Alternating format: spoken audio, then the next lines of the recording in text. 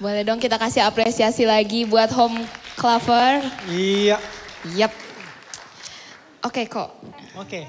Kita akan langsung masuk ke Live Purpose Talk hari ini. Dan narasumber kita hari ini adalah Faye Febri. Wow, dia adalah CEO dari Bank Sampah Bersinar. Dan Bank Sampah Bersinar ini berlokasi di Terusan Bojong Soang. Dan Bank Sampah Bersinar ini juga memiliki tujuan untuk pengelolaan sampah demi mewujudkan lingkungan Indonesia yang menjadi semakin lebih baik. Iya, wow, dan kabarnya nih teman-teman ya bahwa tahun 2021 kemarin Bank Sampah Bersinar yang di lokasi di Bojong Soang yang dipimpin oleh Cafe ini meraih penghargaan The Best Bank Sampah Bersinar se-Indonesia gitu loh. Ya, dan hari ini dia udah hadir. Yap. Langsung saja yuk kita bangkit berdiri. Kita please sambut. Welcome Kak Faye Febri.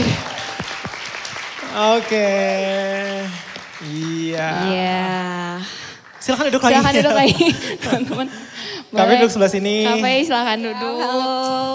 Halo, gimana kabarnya Kak Faye? Baik, puji Baik, Tuhan. luar biasa, yes, jaya. Kalau nggak baik juga kan nggak apa-apa. Iya, kalau nggak baik juga nggak apa-apa. Oke, nah pengen tanya nih Kak. Mungkin kira mau jadi WL loh sekarang. Salah ya? Beda-beda. Udah mau salam sih udah mau gitu. Boleh kalau mau nyanyi, oh ya beliau juga WL kalau hari Minggu biasanya.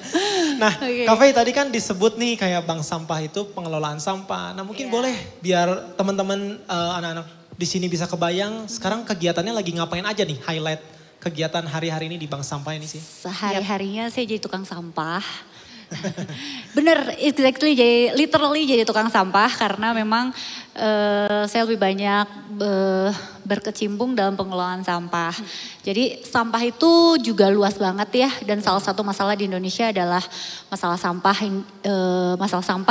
yang juga sampah kita kan nggak punya kaki, nggak punya tangan, tapi kenapa laut kita kotor? Jadi laut terkotor kedua di dunia gitu, pasti karena kesalahan pengelolaan di darat. Nah itu yang campaign yang selalu kita bawa supaya masyarakat pilah sampah dari rumah, sampahnya dikelola, sampahku tanggung jawabku, supaya sampahnya nggak jadi bocor ke lingkungan gitu. Wow, mulia sekali. Gue sih nggak pernah kepikiran sejauh itu sih. Oke. Iya. Oke, kalau gitu langsung aja nih kita akan masuk ke pertanyaan talk show. Silakan Dev, first question. First question ya Kak, sebelum Kakak berkecimpung di dunia persampahan nih, boleh dong kasih tahu dulu background Kakak ke teman-teman, kan katanya tak kenal maka tak sayang ya Kak. Mungkin ya kayak education Kakak kayak gimana gitu. Ya. Saya lulusan Fakultas Hukum. Fakultas Hukum? Iya, Fakultas Hukum di Unpad. Dulu saya lulusan termuda karena 20 tahun saya udah sarjana dengan IPK 3,74. Sedap, tepuk tangan dong, hampir kumlot ya. Sombong. Wow. Oh jadi kumlot itu kumlot. Sesi buka-bukaan IPK loh guys. Ini IPK berapa? Gue 3,84, lebih tinggi. Tapi cuma 3 tahun, 3 tahun 3 bulan. Oke, lebih cepat lulus ya. Janda. Tapi saya sekolah negeri loh. Ini seru ya bersaing, kompetitif. Nah, bercanda. Terus. Ya itu aja sih. Kalau untuk latar belakang pendidikan ya, saya memulai karir saya juga di bidang yang sesuai dengan pendidikan. Dulu saya lebih tertarik di corporate legal. Jadi kalau awal-awal kerja itu sebenarnya lebih di HRD. Di HRD, cuman kebetulan saya cukup beruntung dan agak nekat juga. 3 bulan saya langsung jadi HRD manager. Jadi karirnya cukup cepat. Terus udah gitu saya sempat di legal holding. Terakhir saya sempat kerja juga jadi division head atau mungkin secara GM di multinational company ya, di Primer Group. Itu Filipina. Keren banget. Ini yang akan kita detailkan nih.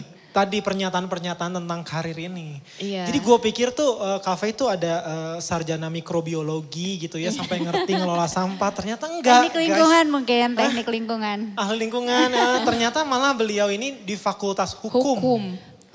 Yang jauh banget ya kayaknya. Ada yang hukum di sini? Ada yang hukum? Ada 1 orang. Oke. Oke, kita langsung ke next question. Next questionnya Kak, tadi kan Kakak bilang dari Fakultas Hukum dan sudah merambah ke banyak perusahaan ya berarti ya? Iya, ada beberapa perusahaan. Itu gimana sih Kak ceritanya Kakak bisa tiba-tiba nyemplung di bank sampah bersinar? Padahal kalau kita dengar kayaknya karir Kakak cemerlang sekali ya. 3 bulan manajer. Iya, 3 bulan manajer. Iya, bersinar kan? Bersinar. Gimana tuh Kak? Ya awalnya itu kan memang saya ngikutin karir ya, ngikutin karir dari awal. Tentu saya lahir dari keluarga yang harus achieve gitu. Sekolah juga kayaknya kalau harus berprestasi lah selalu gitu. Jadi memang tuntutan dari keluarganya tuh seperti itu gitu. Jadi saya juga orangnya harus achieve, harus punya target gitu. Sampai satu titik itu saya terakhir kerja di sebuah perusahaan Filipina kan ya. Semuanya oke, semuanya kalau misalnya apa sih yang dikejar lah, biasa kalau kita kerja juga pindah-pindah pasti karena ada offering yang lebih bagus dong. Pasti itu yang kita kejar kan, pasti karir yang lebih bagus, posisi yang lebih bagus, salary atau income yang lebih bagus. Tapi ada satu titik saya juga bertanya sama diri saya sendiri ya, apa sih yang paling matters dalam hidup saya gitu. Apa sih yang saya kejar, apa sih yang saya pengen gitu. Karena kalau misalnya ngomong, gue pengen tas branded gitu. Emang lu pakai tas berapa biji sih sekali pergi gitu ya. Lu punya tas 10 juga tetap yang dipakai 1 kan. Punya baju penuh lemari tapi yang dipakai 1 gitu. Apalagi cewek-cewek kan punya baju banyak selalu bilangnya gak punya baju gitu ya gitu. Jadi kayak apa sih yang benar-benar berarti dalam hidup gitu. Saya kebetulan saya juga kenal Tuhan dari saya lahir udah Kristen ya, dan banyak fase dalam kehidupan ini gitu. Banyak fase-fase yang dijalankan gitu. Tapi satu titik waktu di perusahaan itu satu juga pertimbangannya anak lah, karena itu mengharuskan saya sering bolak-balik Jakarta gitu kan dan sebagainya. Sebelumnya itu saya pernah kerja malah di perusahaan kontraktor. Jadi kalau tadi Alvin tanya saya jurusan mikrobiologi atau mungkin orang tanya saya jurusan teknik lingkungan, dulu saya dipikirnya saya jurusan teknik elektro. Karena saya dulu urusannya dengan mechanical electrical dan bahkan dulu saya pernah bikin airport di Okusi Timor Leste. Wow. Gitu. Jadi cuman memang di situ setiap kita punya kelebihan ya masing-masing. Dan saya tuh mungkin strength pointnya saya itu saya senang belajar gitu. Jadi saya suka belajar, saya suka sesuatu hal yang baru. Dan kalau saya belajar di situ saya harus dalemin gitu. Jadi sebenarnya ini juga buat teman-teman yang sekarang apapun kuliah kalian mungkin ngerasa kayak saya nggak cocok nih kayaknya kuliah saya di sini atau mungkin saya sukanya apa, tapi saya kuliahnya apa gitu. Nggak usah worry gitu. Kalau saya terlalu percaya kalau kita ikut sama Tuhan tuh, Tuhan yang akan tuntun lah step by stepnya gitu. Sampai satu titik saya juga awalnya nih bank sampah gitu ya. Coba browsing, oh bank sampah tuh kegiatan ibu-ibu komplek gitu kan. Jadi saya mikirnya gitu waktu awal-awal. Cuman saya pikir ya udah saya balik dulu ke Bandung, saya dekat dengan keluarga, nanti kita pikirin lah belakangan gitu apa yang bisa saya lakuin. Cuman pada prinsipnya itu berawal dari apa yang bisa saya lakuin ya. Karena saya juga lucunya gini Vin, Dev, dari dulu semua orang yang dekat dengan saya itu pasti tahu kalau ditanya, lu cita-citanya apa? Sosialita. Pasti aku jawab kayak gitu. Sosialita. Tapi ya. Sosialita di sini bukan konteks yang ibu-ibu yang suka arisan dengan barang-barang branded dan sebagainya. Enggak, saya senang dengan kegiatan-kegiatan sosial gitu. Jadi emang saya tuh lebih senang ada di tengah-tengah masyarakat, melakukan hal-hal yang seperti itu gitu. Jadi saya pikir at least walaupun saya belum tahu saya mau ngapain, saya kayaknya bisa contribute lebih di masyarakat gitu. Makanya kalau di tahun-tahun awal itu dengan saya sambil meraba-raba apa yang mau saya lakukan ke depannya, mungkin teman-teman akan banyak ngeliat kegiatan-kegiatan sosial yang saya lakuin. Bahkan waktu itu pas banjir, itu benar-benar bagiin makanan ke tempat banjir yang gak bisa dilaluin sama perahu karet, itu turun banjirnya sedada makin lama makin tinggi gitu kan. Sampai akhirnya kita harus balik, ya mikir-mikir juga ntar gue hanyut gimana gitu ya. Gak bisa berenang ya? Iya bisa dong. Tapi kan gak lucu aja pas lagi nyelam tiba-tiba ada apa gitu ya dari sungainya. Nah cuman. Bukan di Swiss tapi kan enggak.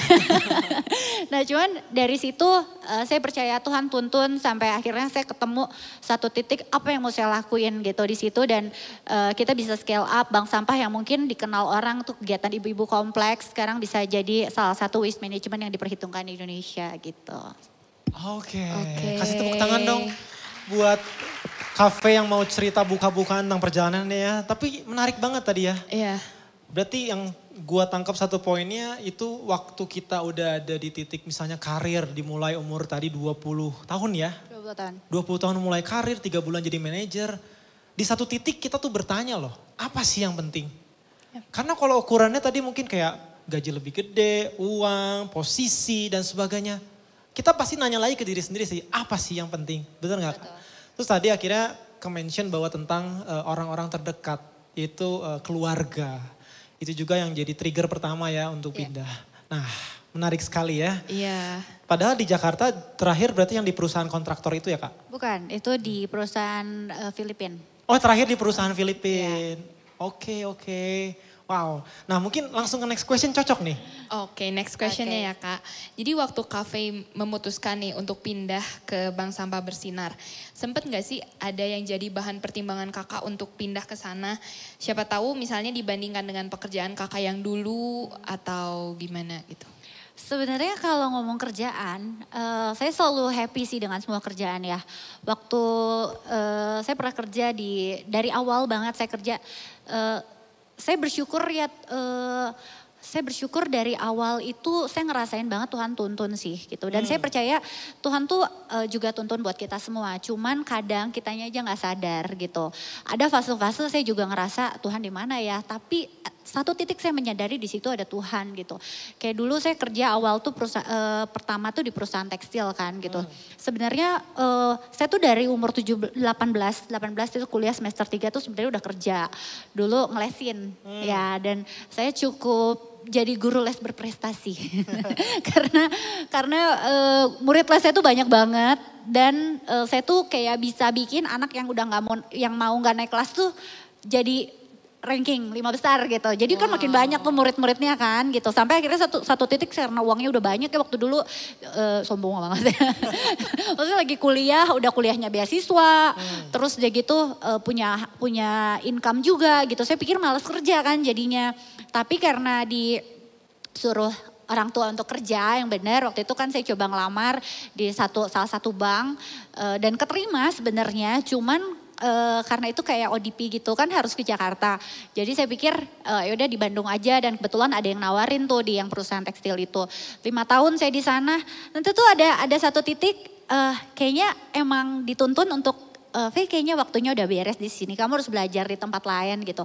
Dan pas di situ pas ada offering gitu. Saya pindah ke salah satu perusahaan gitu, perusahaan retail di Bandung cukup besar. Saya pindah di sana 3 tahun, terus udah gitu kayak kayaknya udah cukup deh belajar di sini. Saya selalu merasa tempat saya bekerja saat itu tuh tempat saya belajar. Jadi selalu kalaupun misalnya gini, income kita berapa nih misalnya gitu ya. 10 juta misalnya. Tapi saya ngerasa proses pembelajaran saya di sana tuh jauh lebih mahal. Makanya saya harus belajar benar. Saat saya harus berkontribusi sebaik-baiknya buat perusahaan, itu tuh justru saya belajar gitu. Jadi saya tuh gak pernah hitung-hitungan sama perusahaan tempat saya kerja, karena saya ngerasa itu adalah proses belajar saya yang membentuk saya, yang membuat value saya menjadi lebih baik gitu. Jadi makanya ya puji Tuhan karirnya jadi bagus gitu. Karena kitanya juga gak hitung-hitungan. Gini loh, kadang saya juga ketemu ada juga yang perusahaan kan cuma bayar saya segini, ya saya dapetnya segini. Ya itu juga value yang kamu miliki. Tapi kan ada proses pembelajaran sebenarnya itu bisa bikin kamu justru lebih bagus, lebih berkembang. Nah dari situ pindah lagi ke perusahaan kontraktor itu juga di offer gitu. Di situ saya happy karena jalan-jalan kan. Dulu zaman saya belum waktu masih sekolah gitu kan, itu jarang-jarang banget jalan-jalan tuh jarang banget, apalagi bisa keluar kota gitu, dan di situ adalah kesempatan saya bisa jalan-jalan keliling Indonesia gitu. Tapi ya balik lagi, kayaknya sekarang udah cukup ya jalan-jalannya, terus pindah gitu. Sampai satu titik di yang tadi Bank Sampah Bersinar ini, justru awalnya saya bingung mau ngapain sih, tapi saya tahu ini waktunya saya di sini gitu. Tapi ya udah nurut aja, jalan aja, ikutin aja. Terus yang tadi, value yang tadi, saya akan kerahkan apa yang saya bisa, pikiran saya, perasaan saya untuk mencari tahu apa yang bisa saya lakukan di sini gitu. Lebih ke kontribusi apa yang bisa saya lakukan gitu. mencoba untuk browsing, nonton YouTube kayak gitu. Kalau misalnya Alvin atau Devina bisa cek ya, ada mesin pengolahan sampah popok bayi. Itu dibuat oleh siapa? Oleh Faye lulusan hukum. Kalau saya dibilang kan dari mana belajarnya? Itu dari YouTube belajarnya. Dan jangan ragu untuk, sekarang tuh fasilitas banyak banget gitu. Ada YouTube dan saya coba kontak ada orang yang udah pernah bikin belum gitu. Terus sampai browsing kayak ada satu orang di Taiwan dia pernah bikin itu saya lakuin pada saat itu saya juga masih bingung harus ngapain gitu. Tapi saya ngerasa ya Tuhan guide saya gitu. Apa yang menjadi doa saya gitu. Tuhan saya mau ngapain nih gitu. Ikutin aja gitu dan cari tahu, jangan males gitu ya. Jadi nggak bisa kita cuman berdoa gitu ya setiap hari, tapi kita nggak ngapa-ngapain nggak bisa juga gitu. Kita juga cari tahu, kita juga apa yang sesuai dengan bidang kita nih soal sampah. Coba cari masalah apa gitu yang bisa SWOT analisis atau apa gitu ya. Masalah apa yang mau kita pecahkan. Nah, waktu itu saya kepikir tentang popok bayi, ya coba cari gitu sampai ke Taiwan waktu itu kontak karena saat itu ada kontaknya, ada email, telepon, dan sampai akhirnya kita bisa bikin mesin popok bayi dan di situ kita boom banget gitu, dikenal di Indonesia gitu. Oke, boleh kasih tepuk tangan mungkin untuk cerita yang menginspirasi. Jadi gini teman-teman, waktu kita ada dalam sebuah pekerjaan, yang kita pikirkan tuh bagaimana kita menjadi better contributor. Yep. Ya, bukan cuma mikir gue dapat apa, itu value yang sangat baik. Dan kalau tadi kita lihat benang merahnya nih ya teman-teman ya. Dari awal ternyata Cafe sering ditanya pengen jadi apa? Pengennya sosial. Dan ternyata dengan modal nurut, dengan suara hati nurani dan mulai ngecek what is matters, mana yang penting. Waktu itu triggernya mungkin keluarga ya. Dan akhirnya digiring sampai hari ini benar-benar ada dalam full organisasi kegiatan sosial ya berarti ya? Iya. Wow. Salah satunya lagi sebenarnya pelayanan sih. Karena boleh tanya lah ya.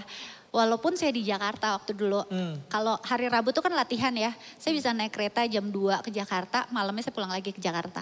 Hanya untuk latihan. Oh ke Bandung maksudnya dari Jakarta? Iya. Waduh. Karena buat saya pelayanan tuh juga salah satu hal yang penting dan itu bisa ngejagain saya gitu. Come on.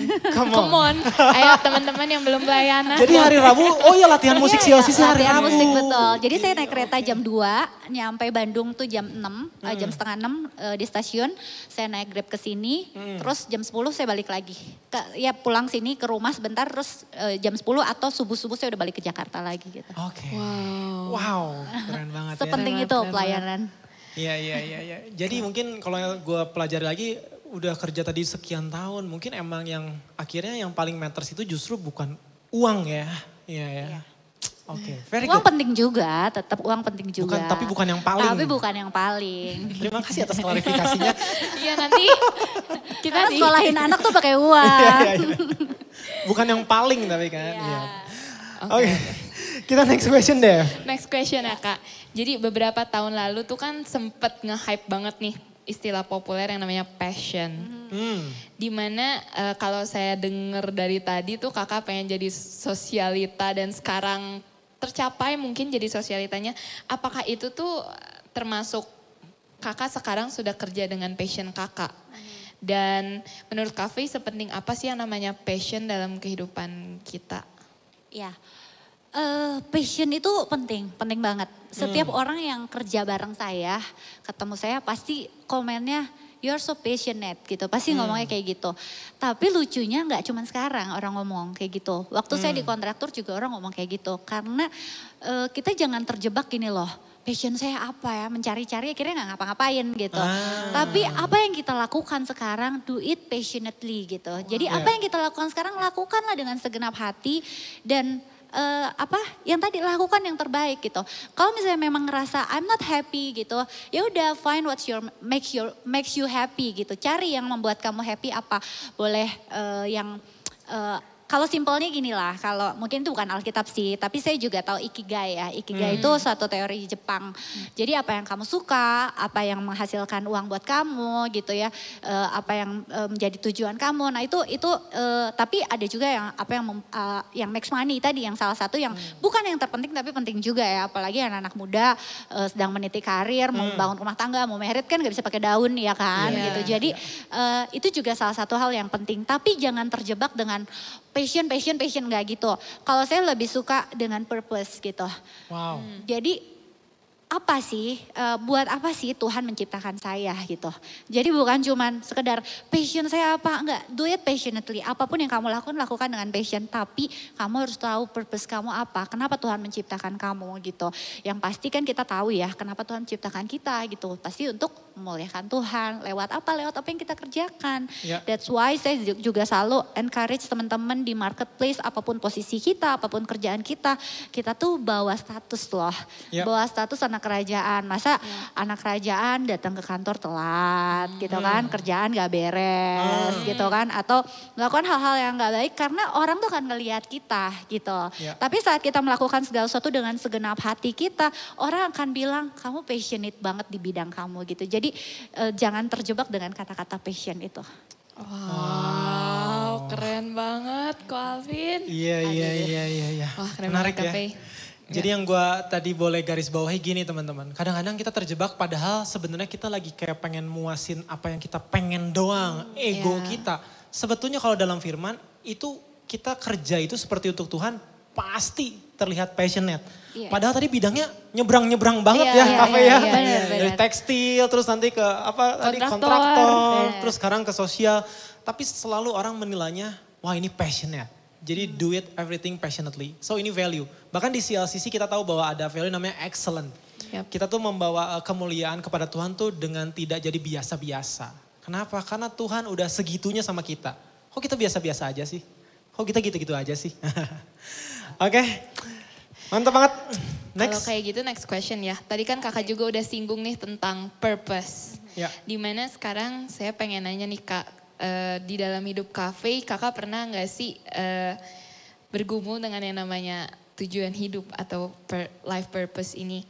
Karena ya maksudnya kan kakak sekarang juga mungkin udah terlihat ya kayak udah ada gambarannya atau gimana. Tapi apakah sampai sekarang pun kakak sebenarnya masih bergumul dengan hal itu atau bagaimana Kak? Kalau bergumul gimana banget sih enggak ya. Kebetulan saya cukup beruntung karena Tuhan pilih saya dari saya masih muda gitu. Dan dari kecil saya sudah pelayanan gitu.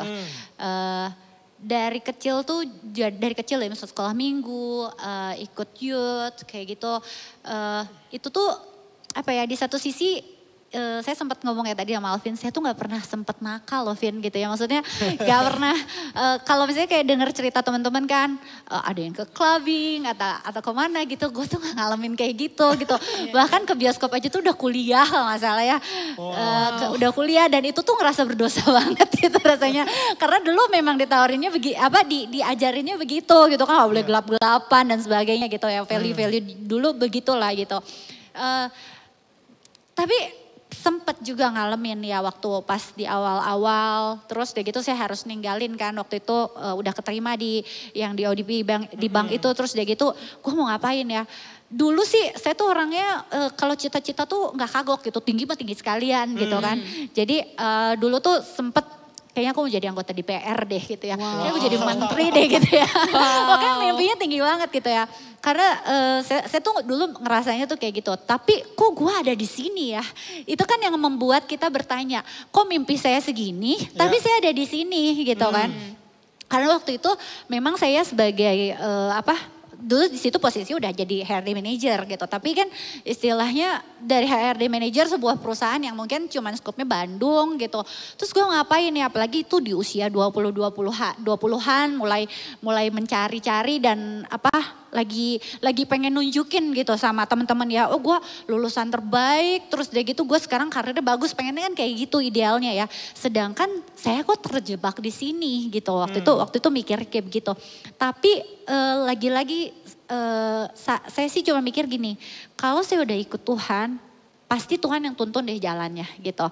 Dan saya ngerasa gini loh, kalau misalnya saya ikut Tuhan, hidupnya sih jadi lebih mudah gitu. Karena ada guidance-nya gitu. Justru saat saya ngikutin apa yang saya mau, saya berjalan dengan pikiran saya sendiri, berjalan dengan pikiran saya sendiri. Di situ justru saya ngerasa banyak masalah. Kok kayaknya susah banget ya hidupnya, karena saya berpikir dengan pikiran saya sendiri. Tapi saat saya serahin semuanya sama Tuhan, saya ngikutin, yaudah terserahlah Tuhannya maunya apa. Kan kita tuh gampang banget ya nyanyi, apalagi sih jadi WL gitu. Tuhan, aku menyerahkan hidup saya sama Tuhan. Tapi pada saat kenyataannya sehari-hari, kok gue berjalan dengan pikiran gue sendiri gitu. Dengan banyak kekhawatiran, aduh nanti ini gimana ya. Dulu saya tuh benar-benar mulai dari nol kan, gak ada warisan orang tua dan sebagainya gitu. Jadi mulai dari kontrak rumah maksudnya ya. Dari mulai ngontrak dan sebagainya. Mulai ada kekhawatiran gitu. Nanti saya punya rumah gak ya? Nanti saya punya mobil gak ya? Nanti saya punya ini gak, punya itu gak gitu. Tapi ya semakin saya berjalan dengan pikiran saya sendiri, semakin di situ hilang damai sejahtera. Tapi saat saya menyerahkan semua kekhawatiran saya sama Tuhan, saya tuh melihat bagaimana Tuhan mencukupkan apa yang saya perlukan gitu. Jadi mungkin gak dibilang mewah atau gimana, tapi selalu deh saya maunya apa Tuhan cukupkan sesuai dengan apa yang saya butuhkan saat itu gitu. Jadi dan di situ juga jadi pergumulannya tuh bukan yang pergumulan, aduh gue mau jadi apa ya, tujuan hidup saya apa, enggak. Saya tahu tujuan hidup saya untuk memuliakan Tuhan. Jadi saya enggak worry soal itu, tapi tinggal lebih banyaknya bergumulnya pada saat sayanya mulai khawatir, saat sayanya mulai berjalan dengan pikiran saya sendiri. Apalagi saya tuh orangnya planning banget, Vin, Dev. Jadi kayak 10 tahun ke depan tuh harus udah terplanning gitu. 20 tahun ke depan kalau bisa saya tuh rencanain semuanya gitu. Tapi saat saya berjalan dengan pikiran saya sendiri, justru di situ saya akan menemukan tantangan-tantangan. Saat saya serahin semua kekhawatiran sama Tuhan, saat saya benar-benar integritas ya, saat saya ngomong, Tuhan saya serahin hidup saya, masa depan saya sama Tuhan, ya udah terserah Tuhan mau gimana, ya udah kalau misalnya udah kayak gitu, ya udah aja gitu. Dan di situ saya melihat bagaimana Tuhan mencukupkan, bagaimana Tuhan membawa saya. Bahkan sampai ke titik ini juga saya juga kayak miss ya, gak kepikir loh Vian sebelumnya. 3 tahun yang lalu atau 4 tahun yang lalu lah saya pikir saya keren banget ya kerja di perusahaan Filipina gitu ya. Jadi waktu itu saya pegang project SAP gitu ya. Berasa pinter banget gitu ya. SAP itu kan setan aja pusing katanya gitu kan. Tapi bisa ngerjain itu pokoknya berasa keren banget gitu saat itu. Tapi ternyata Tuhan tuh bisa bikin sesuatu yang gak pernah kita pikirin loh. Dulu saya gak kepikir juga gitu bisa makan satu meja dengan satu level di bawah menteri gitu. Bahkan ketemu menteri, bisa ketemu orang-orang hebat. Saya percaya itu bukan karena kekuatan saya atau kebisaan saya. Tapi justru itu karena kemurahan Tuhan dan kebaikan Tuhan. Kan di firman Tuhan juga dibilang ya, Tuhan yang akan orang yang cakap dalam pekerjaannya gitu ya, dia akan bertemu dengan raja-raja dan saya percaya itu berlaku buat semua bidang, gak cuman di bidang ini. Tukang sampah aja bisa loh, apalagi kalian nih pasti lebih hebat dari tukang sampah kan, pasti kalian aja gak mau ngurusin sampah. Nah kalau tukang sampah aja bisa Tuhan bawa sampai ke titik ini, apalagi kalian gitu. Wow, kasih tepuk tangan dong buat Cafe. Kalau gue boleh kasih sedikit kesimpulan gini teman-teman. Wajar kalau kita mungkin sempat bertanya-tanya tadi seperti Cafe. Tapi sederhana gini, tujuan hidup itu adalah sebuah perjalanan. Ya. Hari demi hari kita berproses dengan Tuhan. Perjalanan untuk menyerahkan sepenuhnya sama Tuhan sih kalau yang gue pelajari. Karena digiringnya perlahan. Dan akhirnya satu nilai yang paling penting adalah ya waktu kita ngerjainnya dengan excellence seperti untuk Tuhan dan dengan taat selalu ya. Dengan apa yang Tuhan arahkan. Very good dan mungkin kita last question yang terakhir. Oke Kak, yang terakhir nih Kak. Buat generasi muda nih tujuan hidup kan berkaitan erat dengan pilihan karir seseorang. Dan kalau menurut Cafe nih gimana dengan anak-anak muda yang belum bisa menemukan tujuan hidup di dalam pekerjaannya? Ada pesan gak Kak buat mereka? Tapi kan aku juga generasi muda. Iya, yang lebih muda. Udah tua banget loh Dev. Mau Kak. Kalau dari yang aku alamin ya Vin ya, Dev, gue tuh cuman taat sama Tuhan gitu aja. Nurut aja. Bahkan ya lucunya Vin ya, saking gue bilang gini ya, istilahnya gue cuma mikir kalau lu gak taat Vin, lu bakal susah. Kalau lu taat, lu nurut aja, lu semua dimudahin. Bahkan sampai gue udah waktu gue ngelahirin anak gue yang pertama itu, gue ngelahirin cuma 2 jam. Wah. 2 jam itu benar-benar dari mulas sampai kelahirin gitu ya. Normal ya itu ya? Normal. Kuncinya apa? Gue taat. Nggak berlaku buat semuanya. Itu kebetulan buat gue. Karena itu jadi rema buat diri gue sendiri. Karena karena firman tuh kan ada yang emang jadi rema aja buat diri sendiri ya. Dan buat gue itu rema buat gue taat. Ikutin apa yang ikutin aja gitu.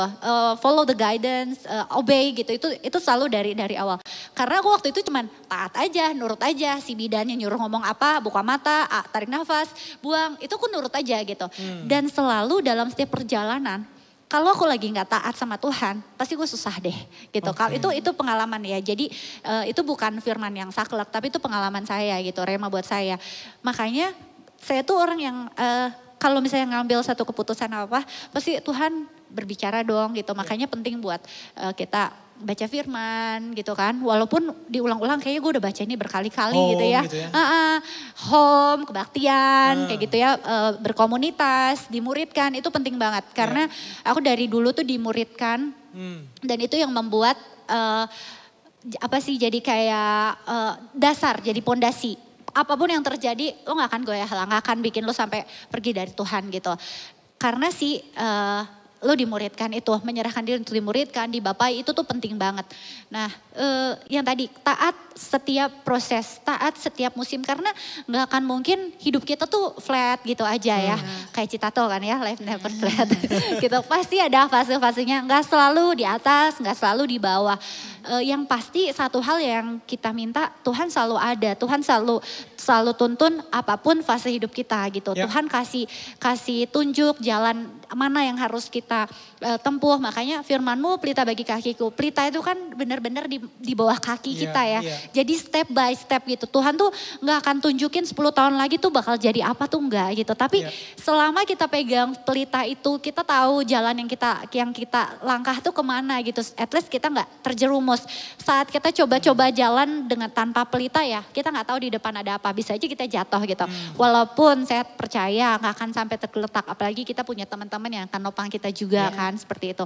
Jadi kalau pesan saya sih berdasarkan apa yang saya alamin, nurut aja sama Tuhan. Jangan tinggalin firman Tuhan. Karena kadang saya juga ada masa-masa pengennya berdoa aja Tuhan dengar gitu ya.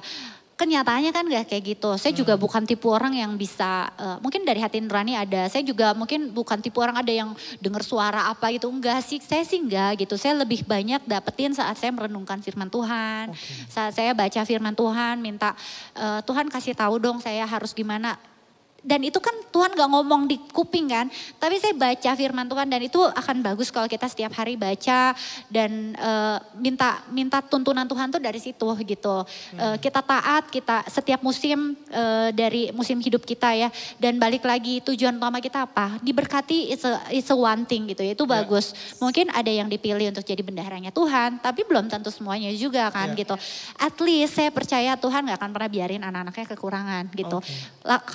Kalau yang tadi udah disebutin juga, kita udah lakukan segenap hati kita.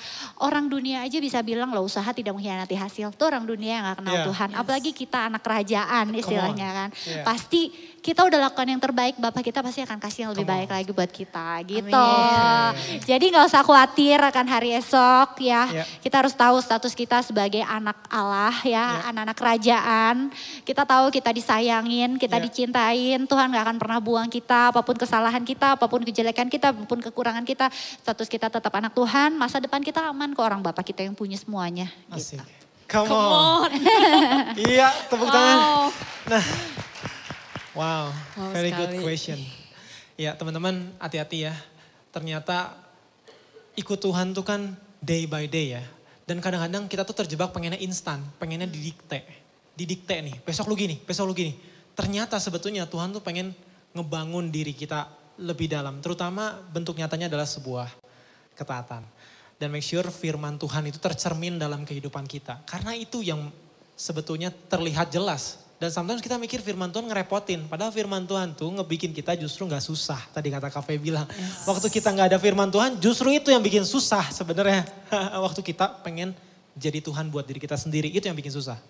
Betul. Oke, kayaknya sesi talk show sudah selesai ya. Kita akan masuk ke Q&A session langsung. Gimana nih caranya? Nah, kita ulangi lagi ya untuk cara pertama yang bisa langsung bertanya seputar life purpose, karena gue yakin ini penting sekali. Langsung angkat tangan aja, dan yang kedua melalui slide.do dengan kode hashtag life purpose. Iya. Kita langsung masuk ke sesi Q&A. Ada yang mau bertanya secara langsung, boleh angkat tangan? Ada yang mau bertanya terlebih dahulu? Wih, pasif nih. Asik nih. Udah tahu semua. Gue tahu tujuan hidup gue. Asik.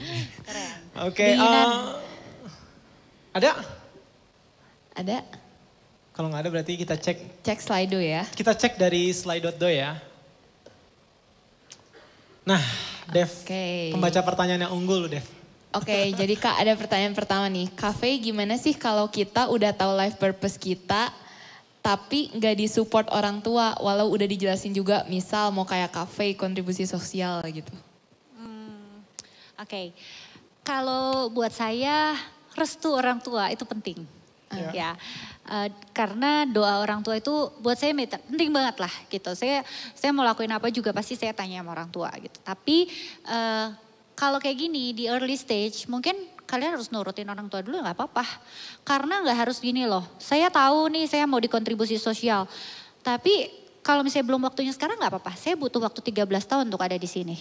Gitu. Saya kerja dulu 13 tahun. Tapi 13 tahun itu adalah proses saya untuk saya, oh jadi saya tahu nih saat saya kerjain sekarang ini, kalau dulu saya nggak belajar sistem, saya nggak akan tahu cara bikin sistem di sini.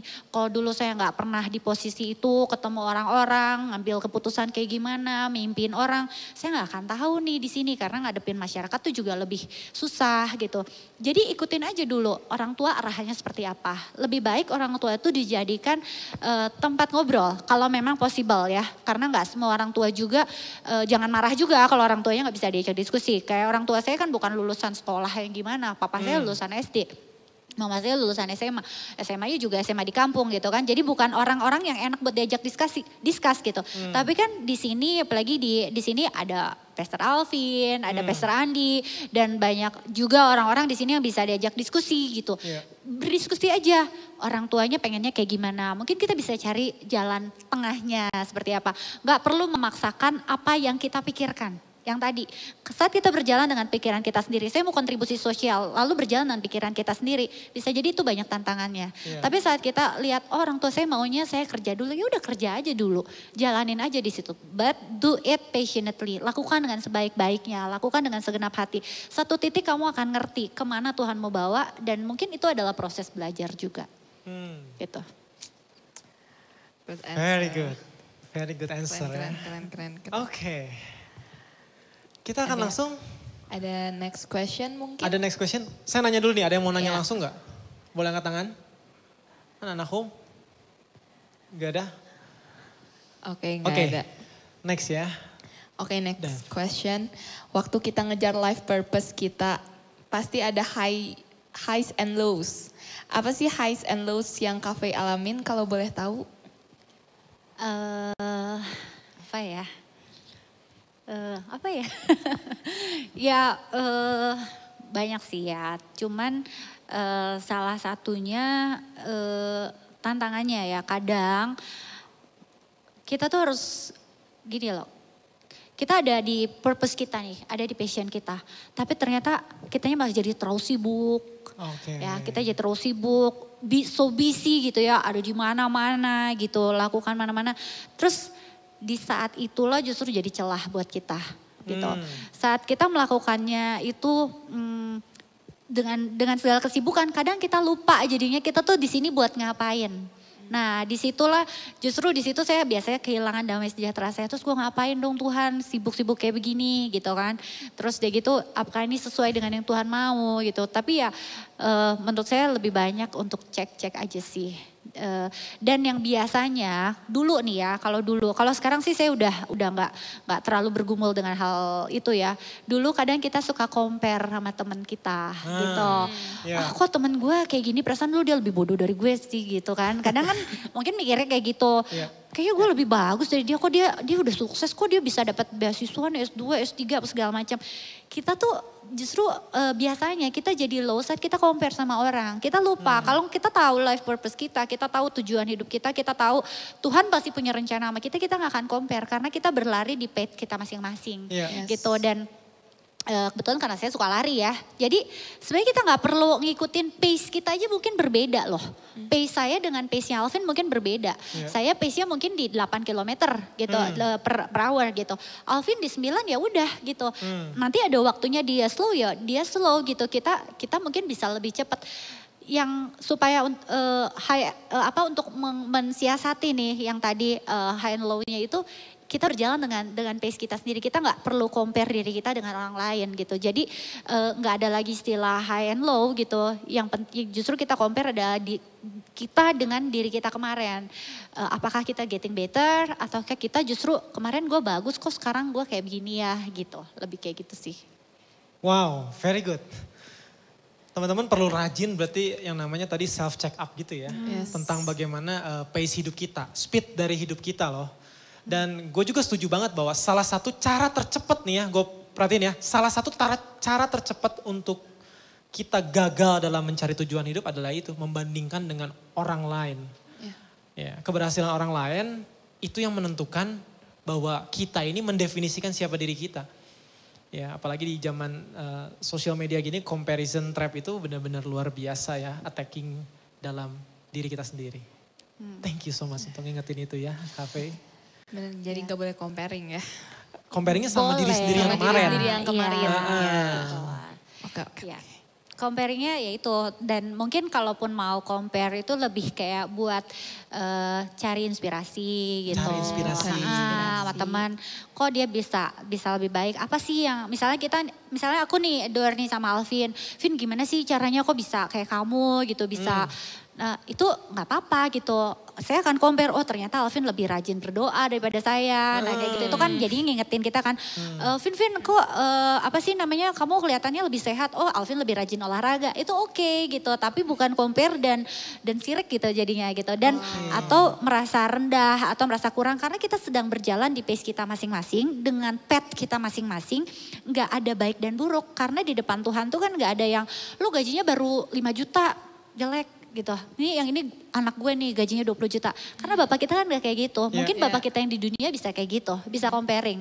Bisa proud sama anaknya yang bisa keren atau dibanggakan. Tapi kan bapak kita yang di surga gak kayak gitu. Jadi proud of yourself, lakukan yang terbaik. Ingat bapak kita tuh bapak yang baik. Dia gak ngelihat berapa banyak penghasilanmu. Tapi dia akan lihat bagaimana keinginan kita untuk bisa menyenangkan hati Tuhan gitu. Oke, boleh kasih tepuk tangan teman-teman? Iya, oke. Kita ada mungkin sekitar 2 pertanyaan terakhir kali ya. Iya. Ada yang mau nanya langsung? Udah pertanyaan terakhir nih teman-teman, gak ada nih. Berkeluar suaranya gitu? Gak ada? Gak ada. Kedinginan atau ngantuk? Boleh mungkin sebelumnya toel dulu kiri kanannya. Bangun gitu. Nah. Bentar lagi beres, bangun, yuk. Oke, next question mungkin dari Slido lagi ya. Oke, Kak. Buat cewek, better ngejar karir atau punya work-life balance dengan berkeluarga sih, Kak? Buh. Ini kayaknya independent woman ya. Ya, itu bukan pilihan sih kalau menurut saya. Maksudnya kita bisa berkarir, tapi kita juga bisa work-life balance gitu ya. Tapi memang itu proses, kadang itu kayak kalibrasi ya. Kalibrasi. Kadang kalau misalnya kita udah terlalu ke kanan nih, kita harus lihat apalagi untuk yang sudah berkeluarga. Kan kita punya tanggung jawab. Tentu tanggung jawab saya, keluarga saya juga itu jadi satu tanggung jawab. Jadi kita harus punya kalibrasi aja terus. Mungkin oke nih keluarga, tapi karirnya juga berantakan. Itu kalau untuk perempuan mungkin kita yang harus menentukan juga dari awal. Apalagi kalau sudah berkeluarga, apakah memang kita mau tetap berkarir atau mau jadi full time mami gitu di rumah gitu. Itu juga nggak ada benar dan salah gitu. Kalau misalnya kalian memutuskan untuk menjadi full time mom, it's okay. Tapi nggak ada kalau bapak rumah tangga di rumah ya ngurus anak tuh nggak ada ya. Walaupun sekarang juga mungkin saya juga nggak tahu ya. Tapi kalau perempuan memang bedanya di situ. Kalau kalian memutuskan untuk bekerja itu benar-benar satu keahlian ya dan satu kelebihan juga yang Tuhan kasih buat perempuan. Makanya perempuan bisa multitasking beda sama laki-laki ya. Betul sih gitu. itu. Nah kita bisa ada di satu tempat itu berpikirnya 5 cabang tuh bisa gitu. Jadi kalau perempuan yang penting dilatih aja dan kita lebih banyak ngecek jangan sampai nih ngejar karir terus anaknya tinggalin gitu kan. Jangan sampai nanti anaknya kurang perhatian. Memang itu effortnya lebih ya. Misalnya pulang kerja saya masih harus ngajak ngobrol anak dulu. Saya masih harus ngapain. Mungkin waktu me time-nya kapan ya itu pilihan gitu. Kalau misalnya nggak mau kayak gitu ya jadi full time mom, it's okay gitu kan. Kalau misalnya memang memungkinkan atau mencari pekerjaan yang lebih fleksibel waktunya gitu. Jadi nggak perlu jadi satu hal yang jadi pilihan yang berat banget kayak gitu. Aduh gimana nih karir gue sama work life balance. Work life balance tuh wajib. Dia perempuan mau jadi laki-laki itu life in balance ya. Saya bilang tuh salah satu value yang saya bangun juga di kantor ya, life in balance. Kalau kamu di tempat kerja bekerjalah, kalau kamu di rumah ya di rumah lah gitu. Maksudnya jangan pikirin kerjaan gitu. Itu yang sering saya juga masih belajar, di rumah masih mikirin kerjaan atau di kantor masih mikirin rumah gitu. Nah itu berlaku buat semuanya. Life in balance, kita balance waktunya bekerja, kita bekerja sebaik-baiknya, waktunya di rumah kita berikan perhatian di rumah sebaik-baiknya gitu. Kalau perempuan kalibrasi aja. Kalibrasi ya. Very good. Jawaban yang bagus banget ya. Sekali. Iya. Nah itu bener loh Kak, kadangnya bingung ya. Lagi udah di rumah tapi tetap yang di otaknya tuh gak berhenti kerja gitu kan. Perlu punya batasan juga emang. Betul batasan ya. Very good. Oke. Kita mungkin ada di last question.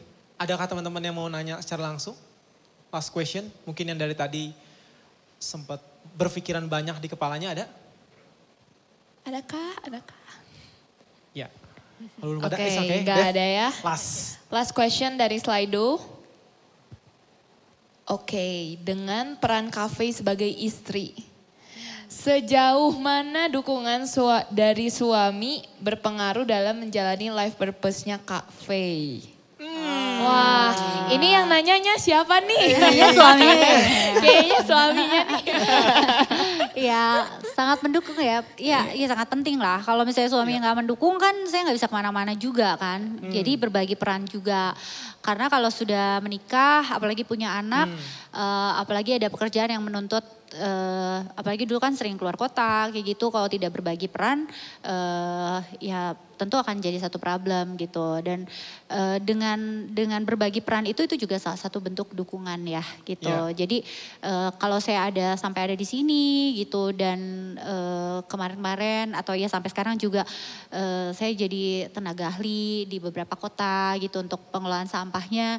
Itu kan mengharuskan saya untuk keluar kota ya. Kalau misalnya saya tidak didukung dengan tidak berbagi peran tentu akan jadi masalah gitu. Nah itu salah satu bentuk dukungan dan kebetulan orangnya juga ada di sini.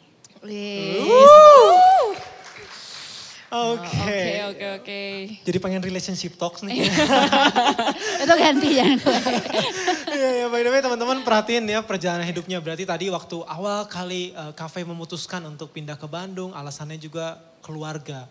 Dan sekarang karena itu matters banget. Dan hari ini tadi pertanyaan tadi pun kita melihat bagaimana suaminya juga mengambil peran, berbagi peran dengan baik. Dan inilah pentingnya komunikasi ya. Dan pentingnya bahwa kita mau saling berkorban. Jadi relationship talks. Ya itu karena udah dua menjadi satu kan. Jadi saling mendukung dan emang musim hidup berubah dan perannya juga terus berubah-berubah ya Kak ya. Betul. Come on. Oke. Keren sekali ya. Gimana siapa yang terberkati hari ini boleh angkat tangannya. Siapa yang terberkati ini buka-bukaan luar biasa ya. Oke, kasih tepuk tangan boleh dong kita sekali kasih lagi. Tepuk tangan sekali lagi untuk Cafe. Thank you. Cafe, thank you sekali Thank ya. you sekali Kak Fai untuk waktunya. Boleh Thank silakan. you. Boleh silakan. Kembali.